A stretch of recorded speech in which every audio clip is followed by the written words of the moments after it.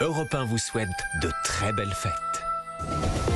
Europe 1 13h. Nous sommes en direct avec Lénaïque Monnier pour Europe 1 13h et nous attendons vos témoignages, vos questions au 01 80 20 39 21. Et il y a matière parce qu'on va parler des Jeux Olympiques, parce que plus on se rapproche de l'échéance et plus il semble clair que les prix des logements pendant la période vont exploser. L'association de consommateurs UFC Que Choisir a publié une enquête sur les prix dans les hôtels parisiens pour la période de la cérémonie d'ouverture. Les hausses de tarifs, vous allez l'entendre, sont assez faramineuses et on va détailler ceci avec vous, Arnaud Deblot, bonjour. Bonjour. Rédacteur en chef de l'UFC Que Choisir. D'abord, vous avez mené cette enquête comment, sur combien d'établissements, pour qu'on sache bien, à Paris Alors en fait, on s'est concentré sur 80 établissements qui sont situés à proximité de la Seine.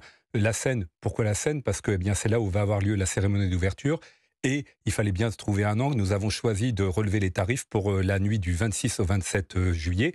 Le 26 juillet étant la date d'ouverture des JO. Et nous avons donc ciblé 80 établissements qui sont de toutes catégories confondues. D'accord. Néanmoins, dans notre sélection, il y a une majorité d'hôtels 3 et 4 étoiles. C'est pas étonnant puisque nous sommes dans l'hypercentre de Paris, là où il y a les hôtels quand même les plus prestigieux. Les plus beaux hôtels. Alors, une chambre classique pendant une période classique et une chambre pendant cet événement mondial, ça s'est multiplié par combien, par exemple ? Alors, en fait, une chambre double, pour pouvoir évaluer la hausse pour ce soir-là, pour le soir de la cérémonie d'ouverture, nous avons relevé les tarifs pour 15 jours avant, c'est-à-dire pour la nuit du 12 au 13 juillet. Et là, effectivement, on n'a pas été déçus du voyage puisque la chambre a plus que triplé. Le prix de la chambre a été multiplié par 3,26, très exactement.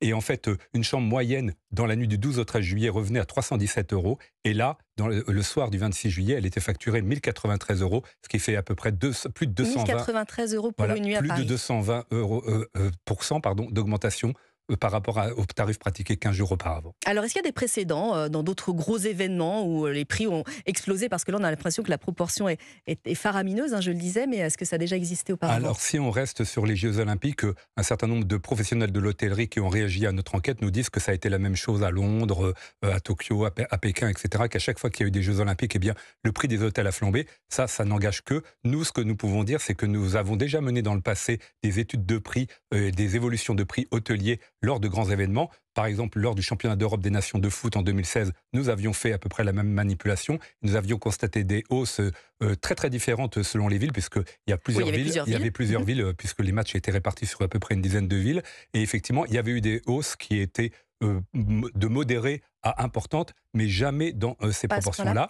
Et puis, si on remonte très très loin en arrière, une année qui parlera beaucoup aux amoureux du foot, l'année 1998, où nous avions été accueillis la Coupe du Monde de football, où nous avions été aussi champions du monde, nous avions déjà mené ce type d'enquête. Et là encore, nous avions constaté des hausses, mais des hausses qui n'étaient pas dans les proportions de celles que l'on constate à l'occasion des JO de Paris. Sachant que là, effectivement, on est sur 2 semaines d'épreuve, alors que pour une Coupe du Monde, c'est pratiquement un mois. Donc le taux de remplissage, il doit s'effilocher sur. Et ce qu'on constatait, c'est que dans les villes qui avaient un parc hôtelier assez maigre, comme à Lens, par exemple, qui accueillait des matchs, là, les hausses étaient beaucoup plus importantes que les villes qui avaient un parc hôtelier beaucoup plus important. Alors, puisque c'est le cas déjà dans l'histoire, pourquoi est-ce qu'on s'offusque ?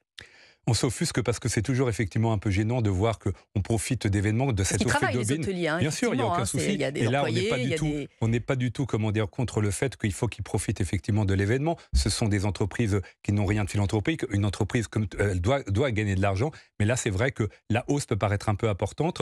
Cela étant, il faut le rappeler, il n'y a rien d'illégal là-dedans. Les prix sont totalement libres en France. Enfin, totalement. Il y a certains prix réglementés encore, comme par exemple ceux des taxis.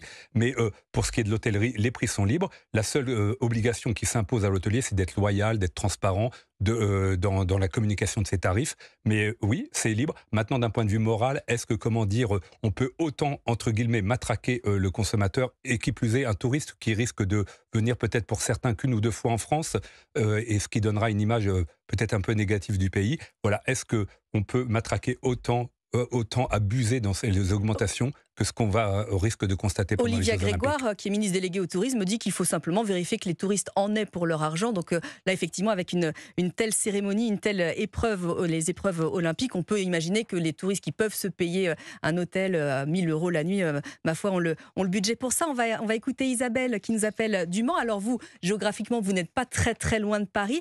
Est-ce que ça douche un petit peu vos espoirs de vous loger quand vous entendez ces tarifs-là, ou est-ce que vous vous êtes déjà débrouillé ? Parce qu'il y a beaucoup de gens qui ont anticipé. Bonjour Europa. Bonjour. Alors nous, on est bien placé parce qu'on est à 2 heures Voilà. de Paris. Je m'étais préinscrite sur le site de Paris 24 pour faire partie des sélections pour avoir des places. Donc j'ai été sélectionnée dans le 3e jour. Je n'ai pas eu de place. Ah. Non, on en avait la possibilité d'en avoir 30. Moi j'avais tout réservé mon planning pour. J'avais fait mes pré-achats pour les jeux Les épreuves. équestres, les épreuves équestres, et aucune place n'a jamais été mise à la disposition des acheteurs. Ça, pour la première sélection, j'ai été sélectionnée pour la deuxième sélection. C'était plus 30 places, c'était 5 places. Aucune place n'a jamais été mise à la disposition. Mais Isabelle, si vous aviez eu des places, est-ce que vous auriez eu un budget consacré à l'hébergement ? J'avais consacré mon budget pour ces places. Vous avez vu le prix des places pour participer aux épreuves. Oui, on en parle avec Arnaud Deblot. Voilà, c'est spectaculairement cher. Je n'ai pas eu d'autre moyen que d'envisager de dormir dans ma voiture. Oh. L'enveloppe, elle était de combien, si je peux me permettre ? Eh bien, j'avais des places à 380 € pièce. Et pour vous loger, vous auriez été prête à mettre combien ? De toute façon, pour l'instant, je n'avais aucune place. Donc, pour me loger, j'étais prête à casser ma tirelire. Mais pas aller au-delà de 500 €, c'était complètement fou. Moi, je pensais trouver à dormir avec quelque chose, une enveloppe d'un peu plus raisonnable. Après, il n'y a pas que Paris, Paris intramuros. J'imagine qu'on peut, Arnaud Deblot, se loger un petit peu à l'extérieur. Je m'étais même renseignée sur Versailles, et le jour où ils ont parlé des épreuves à Versailles, même les Airbnb ont explosé. Alors justement, tiens, c'est une bonne question que vous soulevez, parce que le fait que les particuliers quittent Paris, Arnaud Deblot, et mettent leur logement en location, forcément là aussi ça provoque une surenchère avec les prix d'hôtellerie. C'est exactement ça, il y a une surenchère. On a vu qu'effectivement les plateformes de location entre particuliers pratiquaient des prix qui étaient totalement prohibitifs, et on peut se dire qu'il y a eu une sorte de course à l'échalote, de surenchère comme vous le dites, de la part des hôteliers qui se sont dit, eh bien, puisque les tarifs sont très très élevés pour les locations, notamment passées par la célèbre plateforme Airbnb, eh bien pourquoi pas nous ? Et petit à petit, finalement, on a vu les prix qui, comme s'ils grimpaient un peu par effet cliquet. Et heureusement, aujourd'hui, cette inflation semble s'être arrêtée. Les prix se sont stabilisés, que ce soit du côté des plateformes de location comme pour les hôtels. Les hôteliers nous disent que pour le moment, c'est effectivement des tarifs qui semblent peu élevés, mais qu'il est très très possible qu'au fil des semaines, les tarifs baissent, ce qui ne sera sans doute pas le cas, en tout cas pour les plateformes de location entre particuliers. Et au final, finalement, c'est peut-être pas plus mal que l'hôtellerie s'en tire les prix par le haut. Alors non pas forcément pour ceux qui veulent se loger, mais parce qu'effectivement, c'est un peu plus vertueux que les Airbnb, où là, tout Paris va quitter son logement et puis se faire un petit magot.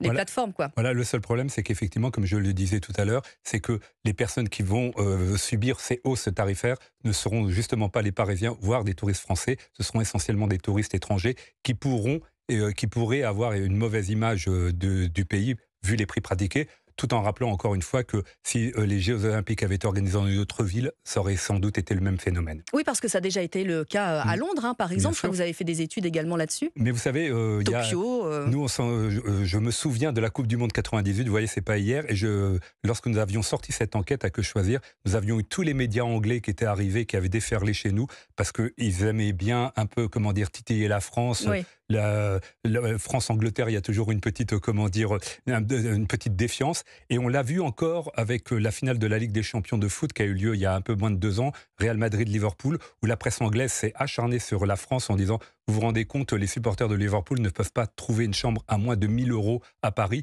1 000 € même dans un hôtel 1 ou une 2 étoiles. » Donc c'est vrai que quelquefois, on n'enlève pas la paille qu'on a de la poutre qu'on a dans son œil, mais on va voir celle qu'on a qui est dans l'œil des autres. Et c'est vrai, la France, pays très touristique, pays, Paris, ville très très visitée, c'est vrai que sans doute ces dérives tarifaires sont beaucoup plus impressionnantes et beaucoup plus remarquées que peut-être dans d'autres villes. Avec toutefois un rayonnement économique sur le pays, du moins on l'espère. Alors l'histoire ne le dit on l'espère, mais les Jeux Olympiques sont souvent très très décevants en termes de retombées économiques.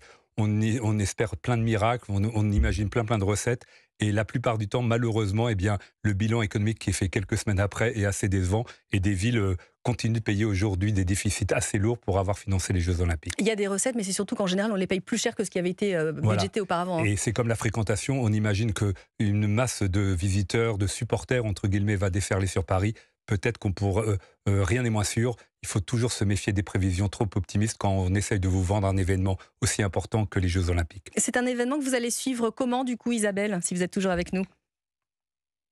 Depuis 15 jours devant ma télé, je suis extrêmement déçue. Je pense que nous sommes nombreux dans mon cas. Ce n'est pas une fête populaire. Je pense que les gens qui vont être sur place vont être des privilégiés. Il ne faut pas se leurrer, ce n'est pas une fête populaire.